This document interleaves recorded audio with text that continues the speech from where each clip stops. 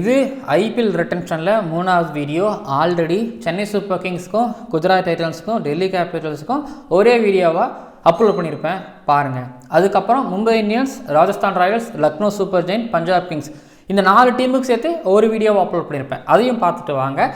Overall இந்த retention rules பற்றின ஒரு வீடியோவும் அப்லோட் பண்ணியிருப்பேன். மொத்தம் ஒரு 3 வீடியோ இருக்குது. இது 4வது வீடியோ. இந்த 4வது வீடியோவில் Royal Challengers Bengaluru, Sunrisers Hyderabad, Kolkata Knight ரைடர்ஸோட எந்தெந்த பிளேயர்ஸில் இவங்க ரிட்டைன் பண்ணுவாங்க, ஆர்டிஎம் மூலமாக எடுக்கிறதுக்கு வாய்ப்பு இருக்குது, யாரெல்லாம் இந்த தடவை தங்குவாங்க, ஆக்ஷனில் இவங்க யாரெல்லாம் எடுப்பாங்க அப்படிங்கிறத இந்த வீடியோவில் நீங்கள் பார்க்க போகிறீங்க. ஸோ நான் உங்ககிட்ட பேசவும் போகிறேங்கிறத தானே நீங்கள் கீழே கமெண்ட் பாக்ஸில் கமெண்ட் பண்ணுங்கள். அண்ட் இதுக்கு முன்னாடி வீடியோக்களில் வாரியான கமெண்ட்ஸ் பண்ணியிருப்பீங்க நான் நம்புகிறேன். அந்த கமெண்ட்ஸை வச்சு ஏதாவது வீடியோ பண்ண முடியுமா அப்படிங்கிறதையும் நான் யோசிக்கிறேன். ஏன்னா அடுத்தடுத்து நிறைய கிரிக்கெட்டிங் ஈவெண்ட்ஸ் நடந்துகிட்டு இருக்குது, இங்கிலாந்தில் நடந்துகிட்டு இருக்குது, ஸ்ரீலங்காவில் நடந்துகிட்டு இருக்குது, ஸ்குவாட் அனௌன்ஸ் பண்ணியிருக்காங்க. ஸோ பேசுவோம் நிறையாவுக்கு.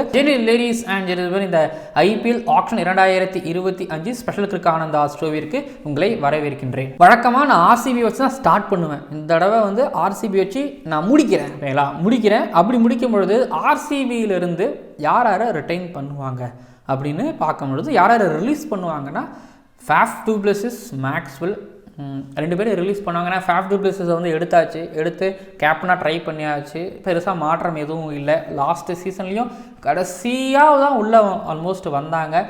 ஃபேஃபோட கேப்டன்ஸில் நிறைய எரர்ஸ் இருந்தது. அதனால் ஃபேஃப் டு பிளஸஸ் தான் மேக்ஸிமம் வெளியில் அனுப்புவாங்க.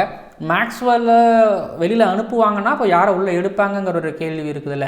அப்போனா யாரை ஃபஸ்ட்டு எடுப்பாங்க? விராட் கோலிக்கு 18 கோடி, சந்தேகமே கிடையாது. ஆர்சிபின்னா விராட் கோலி தான் பேர் ஞாபகம் வரும். ஸோ ஆர்சிபினா விராட் கோலினா ஆர்சிபி. 18 கோடி விராட் கோலிக்கு எடுத்து வைப்பாங்க. அங்கே வேறு யாருக்கும் அவ்வளோ காசு கொடுத்து எடுக்கிற அளவுக்கு ஸ்பெண்ட் பண்ணுற அளவுக்கு அங்கே யாரும் கிடையாது. ஸோ விராட் கோலி 18 கோடி அப்படின்னா, அப்போ அடுத்த 16 கோடி 18 கோடி இதெல்லாம் யாருக்கு?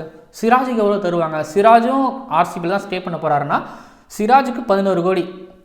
சிராஜ் ஆக்ஷனில் விட்டாங்கனாலும் சிராஜ் ஒரு 10 கோடி வரைக்கும் போவாங்களா மேபி ஆக்ஷனில், எந்த டீமாக இருந்தாலும். ஸோ அப்படிங்கிறதுனால சிராஜ் இந்த காசு சரியாக இருக்குது அப்படிங்கிறதுனால அவர் இங்கேவே தங்கி இருப்பார். விராட் கோலி இங்கே இருக்காருங்கிறதுனால இப்போது ஃபேஃப் டு பிளஸஸ் வெளியே அனுப்பியாச்சு. மேக்ஸ்வெல், கேமரன் கிரீன் இருக்காங்க. ஸோ அப்போது கேஜிஎஃப்பில் எஃப் போகுது அப்படின்னா ஜியும் போகுமா அப்படின்னா எஸ், ஜியும் அனுப்புவாங்க. ஏன்னா கேமரன் கிரீன் மேக்ஸ்வெலோட பெட்டராகவே பண்ணிட்டு வந்துட்டுருக்காரு. ஐபிஎல்லில் ஒரு மும்பை இந்தியன்ஸ்க்கோ ஆர்சிபிக்கோ நல்லா தான் பண்ணிட்டு இருக்கிறாரு. ஒரு பவுலிங்லேயும் சரி பேட்டிங்லேயும் சரி கடைசியாலாம் பார்க்கும்போது நல்லா தான் பண்ணிட்டு இருக்கிறாரு. அதனால் கேஜிஎஃப்பில் ஒரு ஜி போனால் என்ன, ஸோ இன்னொரு ஜியை கூப்பிட்டு வருவாங்க. கேமரன் கிரீனுக்கு ஒரு 14 கோடி கொடுத்து ஒரு ஆல்ரவுண்டரு, பொதுவாகவே நம்ம ஸ்பின் ஆல்ரவுண்டரோ ஃபாஸ்ட் பாலிங் ஆல்ரவுண்டரோ பார்த்தோம் அப்படின்னா அவங்களுக்கு ஒரு 14 கோடி கொடுக்குறாங்க. அப்படிங்கிறதுனால அது ஹர்திக் பாண்டியாவாக இருந்தாலும் சரி தான், அது அக்ஷர் பட்டேலாவாக இருந்தாலும் சரி தான், கேமரன் க்ரீனாக இருந்தாலும் சரி தான். ஒரு 23 வயசு Cameron green. So maybe groom பண்ணுறதுக்கும் வாய்ப்பு இருக்குது. ஸோ அதனால் கேமரன் க்ரீனை ஸ்டே பண்ண வைப்பாங்க. 3 பிளேயர்ஸ் ரிட்டென்ஷனில் இருப்பாங்க நான் நம்புகிறேன். Virat Kohli, Mohammed Siraj, Cameron green. 18 கோடி 14 கோடி 11 கோடி அப்படின்னு சொல்லிட்டு ஆர்டிஎம் மூலமாக யார் ஸ்டே பண்ண வைப்பாங்க, ஆர்டிஎம் மூலமாக யாரை பிக் பண்ணுவாங்க, ஆர்டிஎம் கார்டை யாருக்கு பயன்படுத்துவாங்க அப்படின்னா ரஜத் படிட்டாருக்கு பயன்படுத்துவாங்க அப்படின்னு நான் நம்புகிறேன். வேறு யாரும் எனக்கு அந்த ஆப்ஷனில் மைண்டில் டக்குன்னு வரவும் இல்லை. வேறு யாரும் கிடையாது. அதனால நீங்கள் வேறு யாரை பார்த்து யாருக்கு போவீங்க? லாக்கி ஃபெர்குசனுக்கா, அல்சரி ஜோசப்கா? சான்ஸே கிடையாது. இப்போ அன்கேப்டு பிளேயராக எஸ் தயால், ஒரு வேளை இப்போ அக்டோபருக்கு அப்புறம் தானே இந்த நியூசிலாந்து சீரிஸ் வருது. பட் அக்டோபருக்கு அந்த 16க்குள்ளே பார்த்தீங்கன்னா பெங்களூரில் ஒரு டெஸ்ட் மேட்ச் இந்தியா நியூசிலாண்டுக்கு அகைன்ஸ்ட் ஆடுறாங்க. அப்போ ஒரு வேளை எஸ் தயாலை டெபியூ பண்ணிட்டாங்க அப்படின்னா ஒரு அன்கேப்டு பிளேயராக எடுத்துக்க முடியாது 4 கோடிக்கு. இவரை நீங்கள் ஆப்ஷனை தான் போய் எடுக்கணும். அப்போது வைஷக், விஜயகுமார், எஸ் தயால் 2 பேரில் யாராவது ஒருத்தவங்க அன்கேப்டு பிளேயராக இவங்க ரிட்டைன் பண்ணுவாங்க. அதில் எஸ் தயால் ஃபர்ஸ்ட் சாய்ஸ் பிளேயராக இருப்பார். ஏன்னா ஆல்ரெடி சிஎஸ்கேக்கு அகேன்ஸ்டாக வின் பண்ணி கொடுத்தாருங்கிறதுனால எஸ் தயால் தான் பார்த்தீங்க அப்படின்னா ஒரு அன்கேப்டு பிளேயராக உள்ளே வருவார் டெபியூட் ஆகாமல் இருந்தால். ஸோ இதுதான் நிலவரம். விராட் கோலி, கேமரன் கிரீன், முகமது சிராஜ் ஆர்டிஎம்மில் ரஜத் படிடாருக்கு போவாங்க. அன்கேப்டு பிளேயராக எஸ் தயாலை பிக் பண்ணுவாங்க. மற்றபடி ஆர்சிபி பொறுத்த வரைக்கும் அவங்க ஆப்ஷனில் போய் தான் இந்த தடவை மறுபடியும் ஒரு தடவை டீமை சேர்த்தே ஆக வேண்டும். கேஜிஎஃப்பில் கே மட்டும் ஸ்டே பண்ணி புது ஜி உள்ளே எஃப்னு யாரையாவது உள்ளே கொண்டு வராங்களா? ஸோ ஃபேஃப் டு பிளஸஸை ரிலீஸ் பண்ணுறது மூலமாக இப்போ அவங்க கேப்டனையும் டீமில் எடுத்தாகணும் அப்படிங்கிறதுனால ஸோ கேப்டனை யார் போவாங்க அப்படிங்கிறதும் கேள்வியாக இருந்துக்கிட்டு இருக்கு. எந்தெந்த டீம் கேப்டன் மேலே ரிலீஸ் பண்ணுவாங்க, கேப்டன் மெட்டீரியலாக இருக்கிறவங்க யார் வெளியில் வருவாங்க அப்படிங்கிறதும் கேள்வியாக இருந்துக்கிட்டு இருக்குது. ஸோ அப்படின்னா ஆர்சிபிக்கு இந்த தடவை புது கேப்டன் ஃபேஃப் டு பிளஸஸ் இல்லாமல் வேற ஒரு கேப்டன் தான் லீட் பண்ண போகிறாரோ அப்படின்னு ஒன்று தோணுது. அப்படின்னா விராட் கோலிக்கிட்டே திரும்பவும் நீங்கள் ஆர்சிபி லீட் பண்ணி கொடுங்க அப்படின்னு சொல்லுவாங்களா? விராட் கோலி எஸ்ன்னு சொல்லி ஏற்றுப்பாரா? ஆனால் ஆல்ரெடி வந்து பார்த்தீங்கன்னா இந்த இம்பாக்ட் ரூல் மூலமாக ஃபேப்ரிஸ் வெளியில் போகும்போது அப்போ டாஸுக்கு விராட் கோலி வந்தார், டீமை பார்த்துக்கிட்டாருங்கும் பொழுது ஸோ மனசு மாதிரி விராட் கோலி ஏற்றுப்பாரா அப்படிங்கிறது ஒரு கேள்வியாக இருந்துகிட்டு இருக்கு. ஸோ எழுதிக்கோங்க, ஆர்சிபிக்கு இல்லை விராட் கோலி கேப்டனா இல்லை ஆர்சிபிக்கு புது கேப்டனா அப்படிங்கிறத எழுதிக்கோங்க. ஸோ பார்ப்போம், நல்ல கேப்டன் கிடச்சி நல்லா லீட் பண்ணி அந்த ஆப்ஷனில் டீம் வந்து பார்த்திங்க அப்படின்னா கோலி ஓப்பனிங்கில், கேமரன் கிரீன் டாப் ஆர்டரில் வந்துடுவார், சிராஜ் பவுலிங்கில். ஸோ இதுக்கப்புறம் எஸ்ஜேஎல் பவுலிங்கில். ஸோ மேலே அந்த பேட்டிங்கில் கொஞ்சம் முலாம் பூச வேண்டியது இருக்குது, பவுலிங்கில் இருக்குது. ஓவரால் ஆப்ஷனில் வழக்கம் போல் வந்து ஆர்சிபி மோசமாக விளையாடாங்க, சூப்பராக விளையாண்டாங்கன்னா ஒரு நல்ல டீம் எடுத்தே ஆக வேண்டிய சுச்சுவேஷனில் இருந்துகிட்டு இருக்கிறாங்க. கேப்டனுக்கு போகணும். இப்போ கேப்டனுக்கு எவ்வளோ ஸ்பெண்ட் பண்ண போகிறாங்க? விராட் கோலிக்கு 14 கோடி இல்லாமல் 18 கோடிக்கு போகும்பொழுது, இல்லை விராட் கோலி 11 கோடி வாங்கிட்டு நான் இருந்துக்கிறேன் அப்படின்னு சொன்னார்னா ஒரு 70 கோடி ப்ளஸ்ஸோடவே இவங்க போவாங்க. 70 கோடி கிட்டத்தட்ட போவாங்க. ஏன்னா 18 கோடி 2 மிச்சம், 14 கோடி ஒன்று மிச்சம், இப்படிலாம் போகும்போது ஒரு அன்கேபிள் பிளேயரில் 4 கோடிங்கிறது மிச்சம், 120 அமௌண்ட் இப்படின்னு சொல்லிட்டு வந்து பார்த்தோன்னா ஒரு பெரிய அமௌண்ட்டோடவே ஆர்சிபி போவாங்க. பார்ப்போம் என்ன நடக்குதுன்னு சொல்லிட்டு. இது ஆர்சிபி பொறுத்த வரைக்கும். அடுத்ததாக 2 முக்கியமான டீம் ஃபைனலில் ஆனவங்க இவங்க. எஸ்ஆர்எச் பொறுத்த வரைக்கும் எடுத்துட்டிங்கன்னா காவ்யா மாறன் அவர்கள் வந்து கடைசியாக பிசி வந்து ஒரு மீட்டிங் பண்ண போட்டாங்கல்ல ஜூலை மாதம். அப்போ சண்டை போட்டாங்க. இங்கே பாருங்க, நீங்கள் வந்து இந்த மாதிரி 5 பிளேயர்ஸில் இருந்து 3 இந்தியன் பிளேயர்ஸ் 2 ஓவர்சீஸ் பிளேயர்ஸ்னு சொல்கிறீங்க. ஆனால் ஓவர்சீஸ் பிளேயர்ஸ் நிறைய டீம் இருக்கிறாங்க. ஸோ அவங்களாம் இந்த ரூல் பிரச்சனையாகுதுன்னு சொல்லி கேட்கும்பொழுது காவ்யா மாறன் அவர்களுக்கு கேட்டுக்கிட்டதை வந்து பிசிசிஐ ஓகே சொல்லிட்டு 6 பேர் ரிட்டன்ஷனில் ஒரு player uncapped player Indian player, மீதி 5 பிளேயர் நீங்கள் ஓவர்சீஸ் பிளேயராக இருக்கலாம், இந்தியன் பிளேயராக இருக்கலாம், அது உங்கள் இஷ்டம் அப்படின்னு சொல்ல. இப்போ எப்படி மும்பை இந்தியன்ஸ்க்கு வந்து இந்த மாதிரியான ரூல் வந்து ஓரளவு ஒரு பெனிஃபிட்டாக அமையுதோ அதே போல் வந்து எஸ்ஆர்எச்சுக்கும். ஏன்னா எஸ்ஆர்எச் அவ்வளோ என்ன சொல்ற 2 லெவல்ஸ் பிரித்து போட்ட அளவுக்கு அவங்க கிட்ட வந்து ஓவர்சீஸ் பிளேயர்ஸ் அவங்களுக்கு கொஞ்சம் இருக்கிறாங்க. இப்போது எம்ஐ வந்து 14 கோடி 18 கோடின்னு இந்த ரிட்டன்ஷனே நிறைய செலவு பண்ணி அவங்க பிளேயர்ஸை டீமை கோரை தக்க வச்சுக்கிறதுக்கு ஒரு வாய்ப்பு இருக்கும். அதே போல் வந்து பார்த்திங்க அப்படின்னா எஸ்ஆர்எச்சுக்கும் அவங்களுக்கு கோரை தக்க வச்சுக்கிறதுக்கு ஒரு வாய்ப்பு இருக்குது. ஸோ ஆனால் இவங்களுக்கு திஸ் ஆர் தட் அப்படிங்கிற மாதிரி சாய்ஸ் தான் இவங்களுக்கு இருக்குது. பேட் கமின்ஸுக்கு 18 கோடி கொடுத்து கண்டிப்பாக இருப்பாங்க. அந்த முதல் பிளேயர் பேட் கமின்ஸ், அவர் டிராவிஸ் ஹெட், கிளென் பிலிப்ஸு, கிளாஸின்னு, ஹெட்டுன்னு நிறைய பேர் இருக்கலாம். பட் என்னை பொறுத்த வரைக்கும் பேட் கமின்ஸ் கேப்டன். போன தடவை அவர் வந்ததுக்கப்புறம் தான் அந்த டீம் வந்து ஒரு ஃபைனல் வரைக்கும் போச்சு. ஸோ பேட் கமின்ஸ் 18 கோடி. அதுக்கப்புறம் அந்த இன்னொரு 18 கோடி யாருக்கு போகுதுன்னா 18 கோடி வந்து ஆக்ஷனுக்காக பயன்படுத்திப்பாங்க. ஸோ டிராவிஸ் ஹெட், கிளாஸின் இவங்க 2 பேருக்கும் 14 கோடி கொடுப்பாங்க. ஆக்ஷனில் இவங்களை விட்டு ஆர்டிஎம்முக்காக வேற ஒரு பேருக்கு தான் போவாங்களே தவிர இவங்க ஆக்ஷனில் போனாங்க அப்படின்னா 14 கோடி வரைக்கும் போவாங்களா அப்படி யோசிச்சா இது இவங்களுக்கு லாபம் தான். இது இந்த ரிட்டன்ஷனில் இந்த பிளேயர்களுக்கு 14 கோடி டிராவிஸ் ஹெட்டாக இருந்தாலும் சரி, கிளாஸில் இருந்தாலும் சரி, அது அவங்களுக்கு லாபம். ஸோ அதனால் வந்து பார்த்திங்க அப்படின்னா இவங்க இந்த 3 பேர் ஸோ கண்டிப்பாக இவங்க ரிட்டைன் பண்ணிடுவாங்க. இது போக வந்து பார்த்தீங்கன்னா அன்கேப்டு பிளேயரில் வந்து இவங்களுக்கு யார் அன்கேப்டு பிளேயர் போவாங்க? சில டீமில் அன்கேப்டு பிளேயருங்கிறது ரொம்ப கஷ்டமாகவே இருந்தது. கேகேஆர்லாம் வந்து பார்த்திங்க அப்படின்னா அதே போல் தான் எஸ்ஆர்எச்லையும் அப்துல் சமாத்ங்கிற ஒரே ஒருத்தவர் மட்டும் தான் இப்போ அன்கேப்டு பிளேயராக இருக்கிறாரு. நிதிஷ்குமார் ரெட்டியும் வந்து பார்த்திங்க அப்படின்னா ஜிம்பாப்வே டெபியூ ஆக வேண்டியது கொஞ்சம் டேக்கா கொடுத்துட்டாரு. ஆனால் இந்த தடவை டேக்கா கொடுக்க முடியாது. ஏன்னா பங்களாதேஷ் சீரீஸில் வந்து ஆடுறாரு. அக்டோபர் 31 அவர் வந்து கேப் வாங்கிட்டாரு அப்படின்னா ஒரு அன்கேப்டு பிளேயர் கிடையாது. ஸோ இப்போ நிதிஷ்குமார் ரெட்டி அன்கேப்டு பிளேயராக இருக்க மாட்டார், கேப்டு பிளேயராக ஆகிடுவார். அதனால் வந்து பார்த்தீங்கன்னா எஸ்ஆர்எச் அவர் அன்கேப்டு பிளேயராக பிக் பண்ண முடியாது. ஆனால் அவர் எங்கே பிக் பண்ணலாம்? ஆர்டிஎம்மில் பிக் பண்ணலாம். ஆர்டிஎம்முக்கு வந்து பார்த்தீங்கன்னா இப்போ நிதிஷ்குமார் ரெட்டி கூட வந்து இப்போ நட்ராஜனை போவாங்களா, புவனேஸ்வர் குமார் போவாங்களா?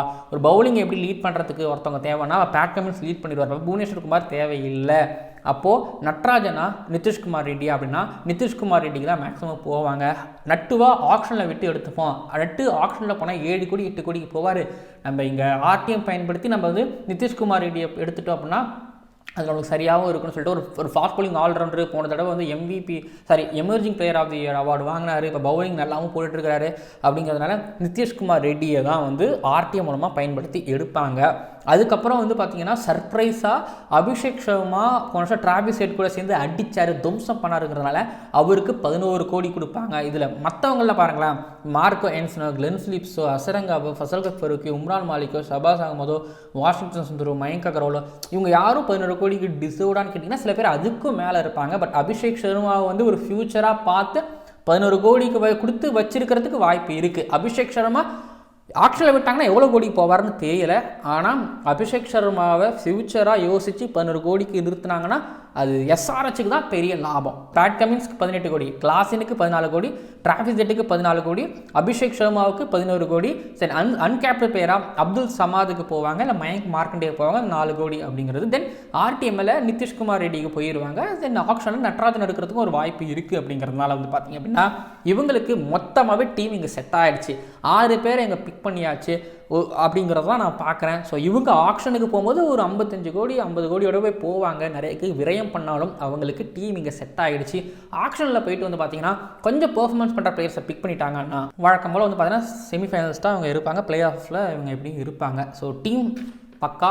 மற்ற டீம்லாம் மிக்ஸ்டாக இருப்பாங்க. எம்ஐயில் வெறும் இந்தியன்ஸுக்குலாம் இருப்பாங்க. ஆனால் இங்கே பாருங்கன்னா Pat Cummins, Klaasen, Head, so 3 overseas players, மீதி ஒரு அன்கேப்டு, தென் ஒரு இந்தியன் பிளேயர் தான் அவங்க பிக் பண்ணி வச்சுருக்காங்க. அந்தளவுக்கு தான் இவங்க டீமில் இந்தியன்ஸுகளுக்கான இடம். ஸோ இந்த டீமை பொறுத்த வரைக்கும் பட் இது கம்ப்ளீட்டாக ஒரு ஓவர்சீஸ் டீமாக தான் நான் பார்க்குறேன் இது எஸ்ஆர்ஹெச் பொறுத்த வரைக்கும் அப்படின்னா.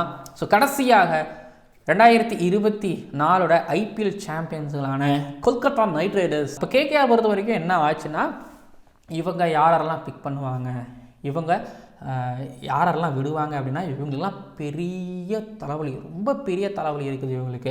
எப்படி சொல்கிறேன் அப்படின்னா ரசலுக்கு 18 கோடி கொடுத்தே ஆகணும், சுனில் நாராயணுக்கு 14 கோடின்னு பேசிடணும். ஓகேங்களா, பேசிட்டாங்கன்னா மீதி இப்போது இவங்க யாரை பிக் பண்ண போகிறாங்க? அந்த 14 கோடி இருக்குது, 11 கோடி இருக்குது, 18 கோடி இருக்குது. இதில் ஸ்ரேயாஸ் ஐயர், வருண் சக்கரவர்த்தி, வெங்கடேஷ் ஐயர், நிதிஷ் ராணா, மித்தோல் ஸ்டார்க், ரஹமனுல்லா குர்பாஸ், சால்ட், இத்தனை பேர் இருக்காங்க. ரின்கு சிங்லாம் இருக்காங்க. இவங்களில் யார் 11 கோடிக்கு ஒருத்து, யார் 18 கோடிக்கு ஒருத்து, யார் 14 கோடிக்கு ஒருத்து? இவங்களுக்கு இந்த காசு போதுமா, அவங்களுக்கு இந்த காசு போதுமா, இவங்களை இந்த காசு கிடைக்கணும்னா டீமுக்கு தான் லாபம் இருக்கா அப்படின்னு கேட்டிங்கன்னா ஃபஸ்ட்டு இவங்களோட இந்தியன் கோர் உடையுது இந்த ரிட்டன்ஷன் ரூல்ஸ் மூலமாக. மைசூர் ரொம்ப வருத்தப்படுவார். அந்த 4 பேருக்கு 18 கோடி இல்லாமல் அது ஒரு 9 கோடியாக இருந்து, இல்லை 8 கோடியாக 10 கோடியாக, இல்லை 9 கோடி இருந்து, இல்லை 8 கோடியாக இருந்து, அந்த 5வது பேருக்கான அது வந்து பார்த்தீங்கன்னா 6 கோடியாக இருந்தால் மைசூர் சந்தோஷப்பட்டு ரின்கு சிங்கையும் உள்ளே போட்டிருப்பாரு, வெங்கடேஷ் ஐயர் உள்ளே போட்டிருப்பாரு, ராணா இருக்கப்போ லீட் பண்ணார். ஸோ வருண் சக்கரவர்த்தியில் எடுத்து போட்டுருந்துருப்பாரு. ஆனால் இப்போ அது போட முடியாத நிலைமை. இப்போ ஒன்றும் இல்லை, 11 கோடிக்கு நீங்கள் வருண் சக்கரவர்த்தி கிட்ட போவீங்களா, ஸ்ரேயாஸ் ஐயர்கிட்ட போவீங்களா, ஸ்டார்க்கு கிட்ட போவீங்களா? ஸ்டார்க் ஓகே, வெளில வச்சு ஆப்ஷனில் எடுத்தாலும் எடுத்துக்கலாம், பார்த்துருவாங்க. மெகா ஆப்ஷன், மினி ஆப்ஷனில் வேணால் அவ்வளோ ரேட் போயிட்டாங்க, மெகா ஆப்ஷனில் போக மாட்டாங்க. ஸ்டார்ட் ரிலீஸ் பண்ணிடுவாங்க, ரஹமனுல்லா குர்பாஸ் ரிலீஸ் பண்ணிடுவாங்க, சால்ட்டை கூட ரிலீஸ் பண்ணிடுவாங்கன்னு நினைக்கிறேன்னு வச்சுக்கோங்களேன். இப்போது ஸ்ரேயாஸ் ஐயரா வருண் சக்கரவர்த்தியா? ஸ்ரேயாஸ் ஐயர் கேப்டன். ஸோ கேப்டனாக நீங்கள் ஸ்ரேயாஸ் ஐயரை எடுத்துருவாங்க 11 கோடிக்கு நினைக்கிறேன். 14 கோடிக்கு சால்ட் ஒர்த்தா அப்படின்னு கேட்டிங்கன்னா வருண் சக்கரவர்த்தி ஒர்த்தா அப்படின்னா ஸ்பின்னர்ஸ் என்ன மாதிரி போட்டாலும் இப்போ இந்தியாவுக்கு ஒரு கால் அப் பண்ணியிருந்தாலும் ஸோ அவருக்கு 8 கோடி 9 கோடி ஆர்டிஎம்க்கு அவருக்கு பயன்படுத்துவாங்கன்னா ஆர்டிஎம் வருண் சக்கரவர்த்திக்கு போமா, வெங்கடேஷ் ஐயருக்கு போமா, ரின்கு சிங் போமானா? ஸோ ரின்கு சிங்கை தான் ஆர்டிஎம் மூலமாக பிக் பண்ணுவாங்கன்னு எனக்கு தோணுது. பட் ரின்கு சிங் இங்கெல்லாம் எங்கே போனாலும் குழைச்சப்பாரு. ரின்கு சிங்குக்கு மேக்ஸிமம் ஒரு 10 கோடி வரைக்கும் ஒரு வாய்ப்பு இருக்குது அப்படிங்கிறதுனால ஸோ இங்கே ஸ்ரேயாஸ் ஐயருக்கு 14 கோடிக்கு எப்படி போக போகிறாங்கன்னு எனக்கு தெரியல, 11 கோடி தான். ஸோ அதாங்க கேகேஆர் பொறுத்த வரைக்கும் யோசிக்கும் போது எனக்கே தலை குழப்பது அப்படிங்கிற மாதிரி தான் இருந்துக்கிட்டு இருக்கு. ஏன்னா அப்படி ஒரு செட் பண்ண ஒரு டீமு இப்போ ரிட்டன்ஷன் ரூல் மூலமாகவும் இந்த மெகா ஆக்ஷன் மூலமாகவும் உடையுது. அவங்களால அந்த சாம்பியன் டீமை அடுத்த ஒரு வருஷம் எக்ஸ்ட்ரா ஒரு வருஷம் கூட தக்க வச்சுக்க முடியலங்கிறதா இவங்களுக்கு இருக்கக்கூடிய ஒரு தலைவலி. சரி, ஓகே, இது ஒரு பக்கம் அப்படின்னா ரமன்தீப் சிங்கை தான் வந்து இவங்க அன்கேப்டு பிளேயராக பிக் பண்ணி ஆகணும், வேறு வழியே கிடையாது. இவங்களுக்கு அன்கேப்டு பேரே கிடையாது. இப்போ ஹர்ஷித் ராணாவும் எப்படியாவது டெபியூ பண்ணி விட்டுருவாங்கிறதுனால இவங்க மாட்டிப்பாங்க. இந்த வைபவ் ஆராரா இருக்கார், வைபவ் ஆராராவும் தெரியலை. பட் ரமன்தீப் சிங் வைபவ் ஆராராவை விட நல்லாவும் பண்ணி கொடுத்துருக்காருங்கிறதுனால ஸோ ரமன்தீப் சிங்கை இவங்க வந்து விட மாட்டாங்க, அன்கேப்டு பிளேயராக பிக் பண்ணிடுவாங்க. பட் இந்த ரிட்டன்ஷன் ரூல்ஸ் மூலமாக மோஸ்ட் அஃபெக்டட் ஒரு டீம்னா அது கேகேஆர் தான். ஏன்னா வந்து மொத்தத்தையும் செட் பண்ணிட்டாங்க. ஆல்ரெடி இருந்த டீமில் கொஞ்சம் சின்ன சின்ன சேஞ்சஸ்லாம் கம்பீர் பண்ணார். இப்போ வந்து பாருங்கள் மொத்தமாக விட வேண்டிய ஒரு நிலைமை. ரசல் நரேன் 18 கோடி 14 கோடி, ஸ்ரேயாஸ் ஐயர் 11 கோடி, ரமன்தீப் சிங் அன்கேப்டு பிளேயராக 4 கோடி. ஆர்டிஎம்மில் ரின்கு சிங் எடுப்பாங்க. மற்றபடி வருண் சக்கரவர்த்தி, வெங்கடேஷ் ஐயர், நிதிஷ் ராணா, ரகுவன்ஷி, ஹர்ஷித் ராணா, வைபவ் ஆராரா, ஸ்டார்க்கு, ரஹமனுல்லா குர்பாஸ், சால்ட்டு, கசன்ஃபர் இவங்களெல்லாம் வந்து பார்த்தீங்க அப்படின்னா கொல்கத்தா நைட் ரைடர்ஸ் வெளியில் ரிலீஸ் பண்ணுவாங்க. ஸோ ஆல்மோஸ்ட் வந்து பார்த்தீங்கன்னா இந்த ரிட்டன்ஷனில் வந்து இவங்களுக்கு ரொம்ப அஃபெக்டடாக இருந்தாலும் பட் ஒரு மாதிரி மழையாக இருந்த ஒரு டீம் லைட்டாக இப்போ மறுவாக இருக்குது. அது அனைத்துமே மழையாக ஆக்கலாம். இந்த ரிட்டன்ஷனில் எடுத்த பிளேயர்ஸ்லாம் வச்சு ஒன்றும் குறலாம் கிடையாது, ஒரு மோசம்லாம் கிடையாது. ஓகேங்களா? தென் கேகேஆர் பொறுத்த வரைக்கும் இதுதான். நீங்கள் கீழே வந்து கமெண்ட் பண்ணுங்கள், ஆர்சிபிக்கு புது கேப்டன் வருவாரா, ஆக்ஷனில் கேப்டன் எடுத்தே ஆகணும் அப்படிங்கிற நிலைமையில் இருக்கிறாங்க ஒரு பக்கம் அப்படின்னா SRH, KKR இவங்களை பற்றி நீங்கள் என்ன நினைக்கிறீங்க? KKR அவங்க மொத்த டீமும் இழக்கிறாங்க, பட் திரும்ப வந்துடுவாங்களா? எனக்கு KKR நினச்சா தான் வருத்தமாக இருக்குது. ஏன்னா KKR நான் சொல்லியிருக்கலாம், என் யங்ஸ்டர்ஸ் ரொம்ப பிடிக்கும் அந்த டீமில். யங்ஸ்டர்ஸ் சூப்பராக விளையாண்டாங்க அந்த டீமில். பட் எனக்கு கடைசியாக ஒரு டவுட் இருக்குது. Rinku Singh impacts of rule வந்ததுக்கப்புறம் ரின்கு சிங்கால் சரியாக ஆடவும் முடியல. ப்ளஸ் அவங்க மேலே இருக்கிறவங்களாம் பண்ணிட்டாங்கன்னா, ஆனால் ரின்கு சிங் யூபிக்காக ஆடும்போதும் இந்தியாவுக்காக ஆடும்போதும் ஒரு மாதிரி ஆங்கர் ரோல் ஆடி ஃபினிஷ் பண்ணி அதெல்லாம் பண்ணியிருக்கிறார். அப்படிங்கிறத ரின்கு சிங்கை கண்டிப்பாக ஆர் டீமில் பிக் பண்ணுவாங்க. பார்ப்போம் என்ன பண்ணுறாங்கன்னு சொல்லிட்டு. ஸோ KKR நல்ல டீமை பிக் பண்ணிடுங்க, என்டர்டைன் பண்ணுங்கள், ஓகேங்களா? தென் ஓவரால் 10 டீமையும் கவர் பண்ணியாச்சு. 10 டீமோட வீடியோவும் தனித்தனியாக இல்லாமல் 3, 4, 3ன்னு சொல்லி வீடியோ பண்ணியிருக்கிறோம். ஸோ பார்த்துட்டு வாங்க. அண்ட் மறக்காமல் 4 வீடியோ பார்த்துட்டு பிடிச்சிருந்தா சப்ஸ்கிரைப் பண்ணி வச்சுக்கோங்க. நம்ம சேனலில் கிரிக்கெட் பற்றின அதாவது வெறும் ஐபிஎல் பற்றி மட்டும் கிடையாது, அஃபிஷியலாக வரக்கூடிய ஒவ்வொரு போட்டிகளையும் மேக்ஸிமம் நம்ம கவர் பண்ணி நம்ம அனாலிசிஸ் பண்ணி ரிவ்யூ பண்ணி கொடுப்போம். ப்ளீஸ் சப்போர்ட் பண்ணுங்கள், ப்ளீஸ் சப்ஸ்கிரைப் பண்ணுங்கள், ப்ளீஸ் கமெண்ட் பண்ணுங்கள். அண்ட் பார்க்கலாம் அடுத்த வீடியோக்களில் பார்க்கலாம்.